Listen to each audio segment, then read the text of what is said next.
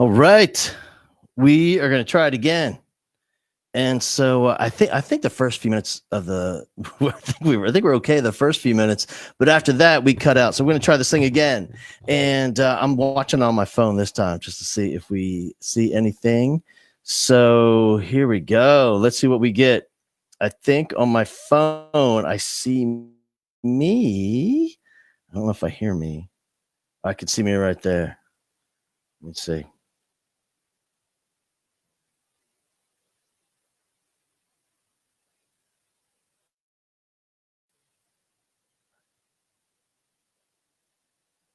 All right, hang in there, everybody. Make sure we get some technical issues handling. We'll get it going. All right. Let's see.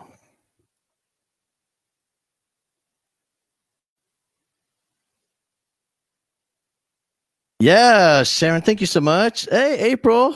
You guys are awesome. All right. Here we go then. I'm doing it. Let's go. Before we lose everything. Help a Teacher Live every Monday night, 7 p.m. Central. And episode 35, my friend Kim Ellis, all the way from Montgomery ISD at Lone Star Elementary. She's been a kindergarten teacher for 10 years. It's her 11th year, will be her 11th year. And she's amazing. And I can't wait for you guys to meet her. I'm not sure how much of the conversation that you guys got to hear last time, so we're just gonna get into it again. We're gonna go right from the beginning. All right, Kim Ellis, where is she? Let's bring her in, and let's see. No, I can't find Kim. I know, Janie. Me too. Audio and camera good. If I can get Kim back, we're gonna be great.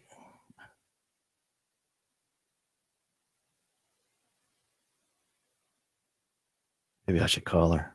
I don't think I have her number though. All right. Hey, while we're waiting for Kim, let me tell you, we have the Change a Kid's Life professional development event coming up this week. Check this out, man. It's 3 hours of continuing education credit. Get the certificate, the whole bit, all for $10. And we're going to do it live. Hopefully it's way better than this live. And let me tell you about it real quick. We have it's 3 hours of continuing education credit, and you join the session of your choice. All those times on the screen are Central Time. So we can do it Tuesday, Thursday, or Saturday. Tomorrow, we're kicking it off at 10 a.m. Central Time. And man, I hope you join us. All you have to do is go to halbowman.com, get registered, and we're going to learn a lot. We're going to laugh a lot and have a good time. All right, here she is. She's back. Kim, she's fixing her hair. Anytime she fixes her hair, I know that means she is ready. Dude, I was number one waiting for that introduction again, but I was going, I'm here. I couldn't see you. All right. We're back. We're back. All right. Hey. All right, so I'm not sure what I'm not sure what they heard. I don't think anybody heard anything. So let's start from the very beginning. So you and I met at Teaching a Rockstar event. It was in August, back to school whole thing, and over at Montgomery High School, and they piled all the elementary school teachers into the same room, and it was a blast, man. That was a fun day. It was so much fun. Yes, this was back when the elementary and the junior high and the high school, we all got together. Yeah, that was good times. Yeah. Yeah. Vanessa's chiming in. Vanessa says, "Hi, Mrs. Ellis." Hey, I miss your face. Hey, good. let's talk about let's talk about real quick getting into this whole teaching thing, because I think you came to the career. A lot of people come right out of college. They go to high school, they do 4 years of college, a student teach, and they're out there in the trenches teaching. But for you, you lived a little bit of life first. I did. Yes, I was a flight attendant for Continental, and I went to school at Sam Houston. in Huntsville, and then they shipped my little self up to New York. So I lived in New York for a couple of years, and I did the flight attendant thing, and that was fantastic. You know, life just takes you in different seasons, different patterns. But like I said Yeah. before, and I don't know if they caught this, I knew when I was a little girl I wanted to be a teacher. Like I said, I had that strawberry shortcake chalkboard, and I was chalking it up. Were you one of those kids that had all your stuffed animals lined up for your class? You know, I don't remember having stuffed animals lined up, but like I said, I don't know why, but I remember that chalk holder. Remember chalk holders? You know what I'm talking about? Yes. The little, Yep. yes. Yeah, I had one of those. And then I had my make believe papers. So I'd have to grade papers when I got home from school. Yeah. Where did you grow up? Huntsville. I'm a Huntsville Hornet. Huntsville? Yes. Yes. Really? And Huntsville so, Hornets. Yes. so And you then stayed in and so town. I stayed. Yes. Yeah. And went to see them. Yeah. So I did not know much of the world. I had only, I was only familiar with my own little bubble. And whenever I moved to New York, it was a culture shock. I was scared to Yeah. death. And when I hear that, I think some people, when they leave Texas, I think they're surprised that not everyone near you says hello. Like, especially in the Northeast, like that's such a Texas thing, is like Oh that my Texas. gosh, I know. Yeah, totally. You expect everybody to just be so friendly, and you're like, hey, y'all. But I will say this, the one thing they always wanted me to do was read the announcements. Back then, 98, 2000, whatever, the flight attendant read the announcements. Well, I had this huge Texas twang, and so they're like, here, read this. Yeah. And when you decided to be a teacher and do the whole thing, was that what was the early grades always in your mind, like being a kindergarten teacher? It was not. I really did not have an idea of what grade level I wanted to do. I was in each of the buildings. I was substitute teaching. I was really getting a feel of the campus culture, the principals, that sort of thing. And whenever I knew the schools that I really enjoyed, I invited those principals, please come in and observe me, watch me, that sort of thing. Come into my environment, watch how I do this. And so whenever I sat down for my interviews, that was often brought up. So the very fantastic Sonia Lopez hired me in Montgomery. I'll never forget. And she said, and I'll be honest, kindergarten was never, ever, it was not on my playbook at all. And whenever she offered kindergarten, of course, you're like, yes, I'll take it. And then I went home and I thought, oh dear God, what did I just do? Right. Those are babies. They're babies, Hal, but I'm telling you, I can't imagine another grade level, because you get them when they're young and they're eager and they're fresh and they're excited, It's fantastic. Yeah. Every time I think of kindergarten, I just remember, because when I first started teaching, I taught in a K through 12 school. It was a tiny, tiny little town, and I was the band director, so that means you teach everybody music. And so the first class I taught was K through second music. Well, PE is actually PE, because you also teach PE when you're the band director. And I went up and they said, hey, all right. So I said, well, what do I do? And they said, well, you take these two kindergarten classes down to the gym. And I said, okay. And I said, let's go. And I started walking, and I had about 40 of them when I left their classroom. When I got to the gym, I might've had maybe 12 left, cause I didn't know you're supposed to, I didn't know you're supposed to take inventory and count them and all that stuff. I don't know where they went. I was panicking. Do you remember that Arnold Schwarzenegger movie where he goes in as an undercover cop? And yeah. remember that? Yeah. That was about it for me. And then so when you were when you showed up in the kindergarten class, did you just fall in love with it right away, or did you have to get used to it?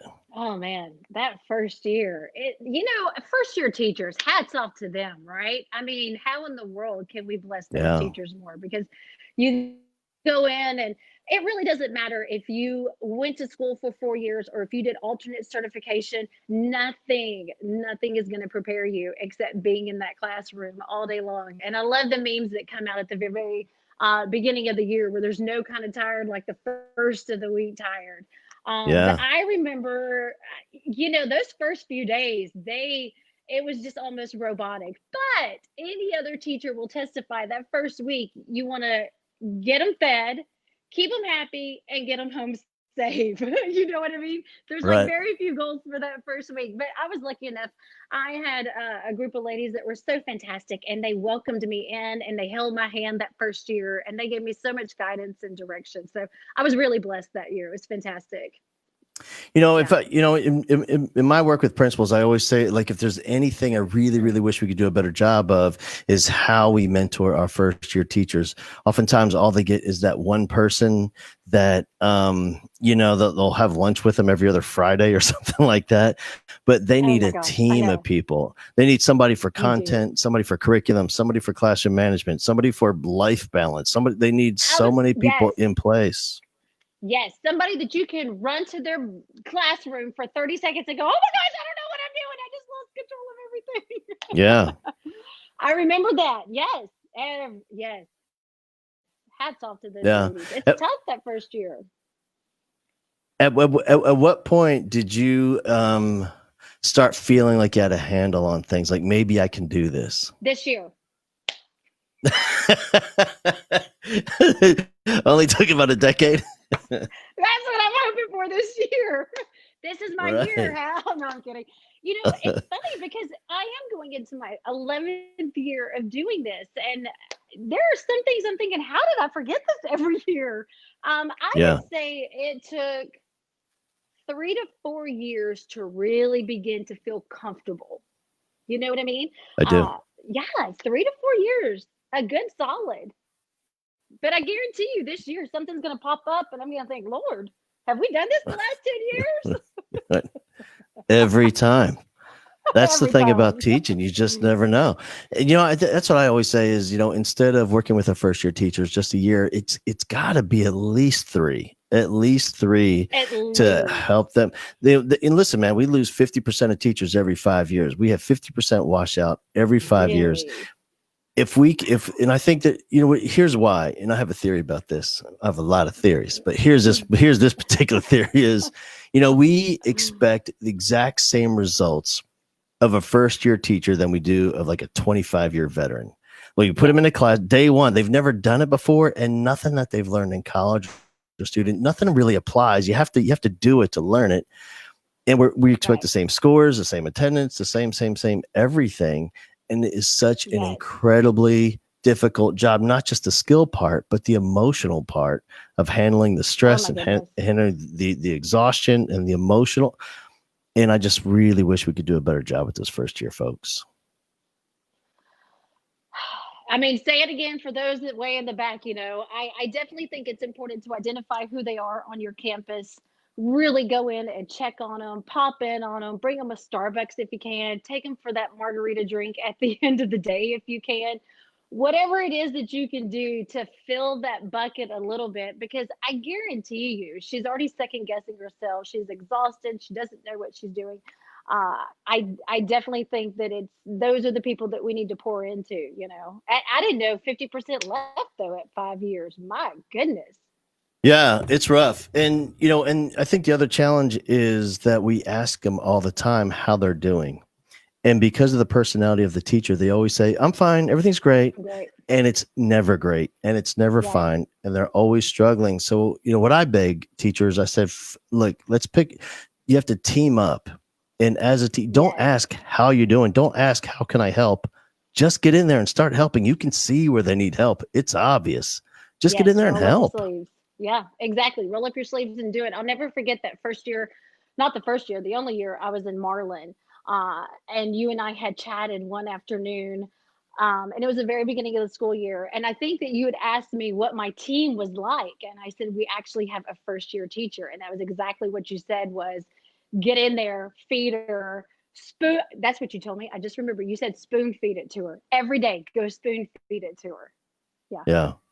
It's That's hard. exactly. And Yeah. and then here's the thing, even in a community like that, that they had a lot of challenges financially, but also a lot of challenges in terms of accreditation and Mm, performance and just in the structure of the community. It's just a hard right. place to teach. And then you put a first year teacher in. I think it's different in a district where you have 10 or 12 or 15 elementaries and there's so many support services in place. But in Hmm. those little Hmm. towns, man, you are on your own, and whoever's on either side of your classroom, that's it. You're exactly right. And here's the thing with some of the bigger districts, you even have your instructional coaches that are going to come in and they're going to spoon it to you and help you and grab your hand and take it along. But in those smaller districts, man, you're on your own, and it's tough. It's tough going to a new district. It's tough being the new person. But it's also tough when your team is not really accepting of you. And if you remember, that's kind of what it was like. I came Yeah. from a big city. I had some knowledge, and they didn't want to really. Li- it's easy to get into the routine of this is what we've always done, and this is how we're Yeah. going to continue to do things. So That that's is okay. for me and watching schools. I can when I hear that, well, this is what we do it here. This is what we've always done it here. And for me, that's the number one prediction of the downward spiral that's about to happen in terms of school Sure. culture, academic performance, everything. Sure. However, you know how hard that school year was. I will also venture to say that was my biggest growth. That was my biggest year of growth. I was not near the teacher I thought I was until I went to a challenging school district. So it was a big learning experience for me for sure. Yeah. Yeah.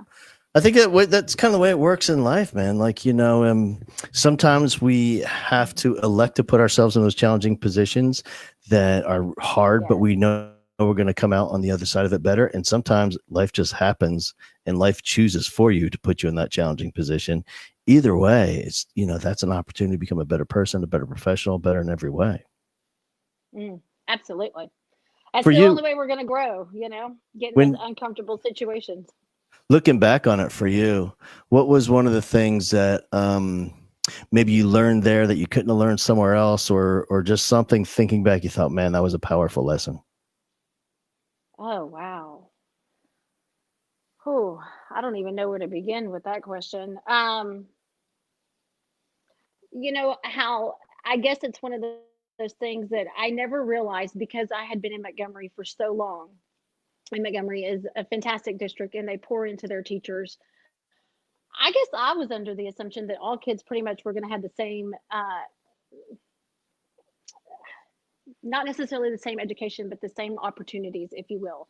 And they're just Yep. not. The districts were only 2 hours away from one another.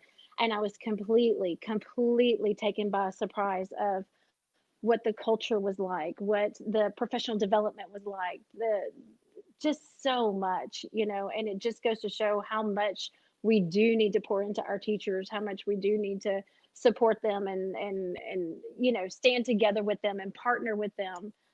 It does take that village of people to raise these kids, to get them through school. So it's a much different culture, it's a very different situation.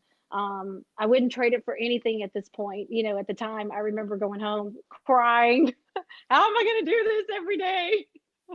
It's only November, kind of a thing. But man, that's when you dig your heels in, and that's when um, you keep those connections with the kids. You go in, you do what you're supposed to do. You do what you know you're good at doing. And really, once you have the respect of those kids and you're loving on those kids, they're going to start working hard for you. There's some time in there that it takes to build that relationship. I think Yeah. every year though, no matter where you're at, what district you're at, the most important thing you can do is build that relationship with your students. Yeah, I was wondering for you, as one of the things I've noticed over the years is just the increase of academic expectations, even at the kindergarten level. Just requiring more and more and more and more of kids. And Right. is that hard for you to keep that same atmosphere for the kids and have them still love it and all the fun and all in wanting them to be excited for school, but at the same time, like feeling you have to drive more content into that kid's noggin? It's so hard, Hal. And it's funny that you bring that up. We were talking about the other day, going back, nobody really knows what it looks like, especially, here in the state of Texas. We don't know what it's going to look like, taste like, feel like. Um, but yes, I am spending much of my days this summer tutoring, going to different homes. And I actually had this conversation with the mom today. And I shared with her, kindergarten's not what it used to be. I sang Brown Bear, Brown Bear. I had a snack. I took a nap. I cried a little bit because I was ready to go home. And then I think I went home. You know what I mean? Yeah. Now we're doing small groups, we're doing reading groups. It's full day. The curriculum has changed a great deal, and it is hard. And, we sit back and we have these conversations a lot of where's the play?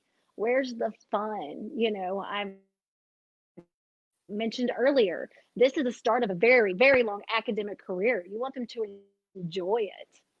So it is definitely a struggle, and it's definitely something that we talk about a lot. How can we take this material and still make it fun, giving our guidelines and what we have to do, and yet still pouring in and making it fun for that child so that they want to come every day. Yeah.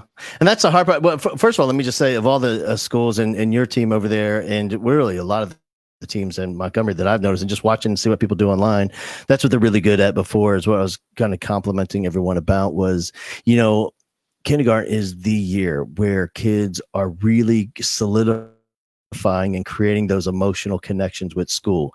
And so however they feel right now, they're being conditioned to feel that way about first grade, second grade, third grade, and on through. And so, right, it's such a critical opportunity. It's important right now. That kid is conditioned to think about school, and it triggers the emotion of excitement and love, and they can't wait to be there, and they feel a part of something bigger than themselves. And for me, it becomes harder and harder to do that with more challenging and rigorous curriculum for kids. Absolutely, it is. Absolutely. You hit the nail on the head. We look at this all the time and we think, oh my goodness, what can we do with this? Making it fun, keeping them interested, wanting to come back. It's funny you were saying that. And I remember last year I saw a little fellow in the hallway. He wasn't in my classroom, but I said, hey, good morning. How are you? And he goes, my mom keeps dropping me off here. I don't know what made me think of that, but you never want them to have that feeling. My mom just keeps dropping me off here. Right. I don't know what's wrong with her. Here I Yeah, am again. yeah, exactly. Here we go again. It is definitely a challenge. I think that we do a lot to incorporate play and giving these kids groups, and we're giving more recesses, and we're doing different things. But the pressure is definitely on.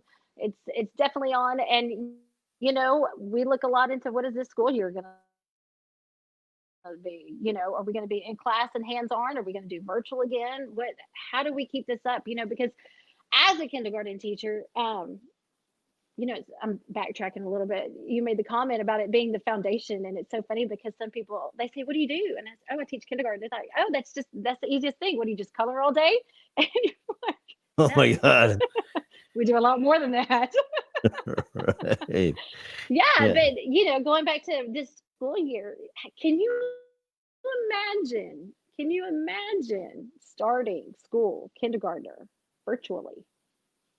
I, I I know there's a push for it. I'm not No. turning one way or the other. I'm not going to get into that. But can you imagine that 5-year-old excited about school? The school supplies are out in the stores, and you're thinking about your lunchbox and your backpack, and all these different things, and yet we might start like this. Yeah. I don't know. It's and from what I see, there's a lot of 5-year-olds, kindergartner kids on you're having screen time, and of all the things that could be watching on the screen, that ain't in the top 10. you know It's not. It's not. And how do you build a relationship like that? Right. And It will even going definitely back be in person with interesting. going back in person and all the recommendations made by the state. I mean, how incredibly hard would that be with social distancing and wearing a shield and all that stuff? I mean, the whole point of having a kindergarten teacher is so you can sit in somebody's lap and read a book and get a hug and all Oh, that. how I know, I know. I've been known to put a kid on my hip and patting them and teaching at the same time. I've always been that teacher that is the hugger and, you know, I love you, and you know, just that hands-on teacher. And so I can't imagine that. Honestly, it's something that earlier I got kind of emotional thinking about, because I cannot imagine having students in the classroom that you do have to social distance with, or wear the mask Yeah. with. I mean, you can't even tell if your teacher's happy or sad. And I know that a lot of people feel very strongly one way or the other, but I just Yep. cannot imagine, especially for kindergartners coming in. Yeah. Yeah. I always think about too, man, the first day of school and just how emotional and how hard it is for so many kids. I mean, some kids have Mm, they have that epic meltdown and crying and all that. But that doesn't mean it's any harder for that kid, that the kid just standing there silently. It's equally hard. Just one kid is letting it out, the other kid isn't, and they both need that exactly. hug. And Exactly. then I just think, and what How can worries you me not? is, yeah, like what worries me is not being able to connect with that kid. And what we talked about earlier, I don't want that kid to be conditioned to have the emotions of fear and abandonment Right. and being isolated and lonely and confused, and associate that with school at that age. Because it's Right. going to last a I while. agree. Ugh. Yeah, I know. I can't wrap What my a, head around it. I cannot imagine. And I'm sorry if there's a child that's crying in my classroom. I'm the comforting one. I'm the hugging one, and we're gonna get through it, or whatever encouragement they need. I can't imagine standing 6 feet away from somebody trying to do the same thing. It's gonna be yeah. okay. I wish I could hug you with all this covered up. Right. Yeah, I I know. can't imagine how. Yeah. Hey, for you, what I was wondering, when all this came about, one thing we were talking about in the previous episode that no one could hear was when you guys shut it down in spring break. So you guys were about to go home for spring break, you're leaving it the day early, and you just never came back. Right. And what was that like, as far as just because there's a lack of closure. Like you don't get to say goodbye to your kids, any of that. It was heartbreaking. I mean, it was just heartbreaking. Like you said, I don't think people heard us, but I think the last date written on my calendar was March the 11th. Um, and when we left that Thursday, as I said earlier, we did not realize that that was going to be it for, in building schools, for, being in the Yeah. building and that sort of thing. I remember just crying. I mean, I would just cry. The first time we got on a Zoom, just started crying just to see their little faces. But Hal, I'll tell you, it was the same thing, kids with each other. I started holding Zooms, and I'm sure all the teachers did the same thing. I'm not the only one, but just so that they could say hi to each other, just so they could Yeah. talk to each other, just so they could get it all out and realize, we're kind of all in this together at that point. We're kind of muddling through it together. It was really, really difficult. There was a little fella of mine that had a birthday parade, and I went to that. And I mean, he was Miss Ellis, and I got out of my car and he runs and he hugs, and I'm asking the mother, I said, "Is this okay?" And I mean, I just can't help it. I'm just crying. Yeah. I get really attached to my students, and you think about them. You wake up in the middle of the night thinking about them. Are they okay? Are they, of course they're being taken care of, but you can't help but worry about them. It's a tough one. Yeah. It's a tough situation. That's true. I it's hard. I wish I could put it more eloquently, but the teachers that I know that I'm surrounded with, they all struggled with it so hard. Some people think, oh, the teachers have a extended summer or what have you. Teachers were heartbroken. Teachers were Yeah. absolutely heartbroken to not be in that building, in the classroom, wrapping up the school year for kindergarten, March through May. That's your meat and potatoes. Uh, let's get it Yeah. going. I love when you're talking about just hangouts and like just hangout time on Zoom. And Yeah. and what it reminds me, when a teacher asked me to come speak to her class, and I was like, okay, Mhm. cool. And we're about to get started. And I said, hey, real quick, let me know, what do you guys typically do during this time. It was on a Google Meet or Hangout, wherever they're called now. And she says, nothing. I go, what do you mean nothing? She goes, no, I just eat breakfast and hang out for about an hour. I said, that's amazing. I love that. I wish more kids had the opportunity just to hang out and have breakfast for an hour with each other. Fantastic. On the call. Yeah. And so, yeah, she said, yeah. Why didn't you share that before with all of us? I said, she's like, we'll get to the content. We'll get to the material. Well, that'll take care of itself. But right now, it's just bringing our classroom family back together. Let's keep the connection. Yes, there's a sweet, sweet lady on my kindergarten team. She said that one night she did a story time, a pajama story time. And so rather than having her Zoom in the morning for that one day, she had it about 7:00 at night. They all wore their pajamas. They had a stuffed animal. They were in bed. And she read them a bedtime story. I thought that was fantastic. That's awesome. That's the thing, for me, I think people really underestimate the importance of those moments with teachers and their kids. Like it sounds like it's like, oh, that's cute. No, it's not cute. It's more than cute. That's something that kid is going to remember for the rest of their lives. Those moments like that, again, that's why we want kids to love school. They're going to associate how they felt during pajama time with the rest of their school years. That's right. That's right. Those are the moments that matter. We need more of those moments, regardless of if we're in the classroom or if we're at home or virtual or mask or no mask. We need more of those kind of moments. It's going to get a little bit harder and harder. You know what I mean? So we need more of that. I do. Yeah. And so going back next year, whether we go back in person, first of all, let me get to that. If you had to guess, none of us know, but if you had to guess, if we go back in person or if we go back online, what would you guess?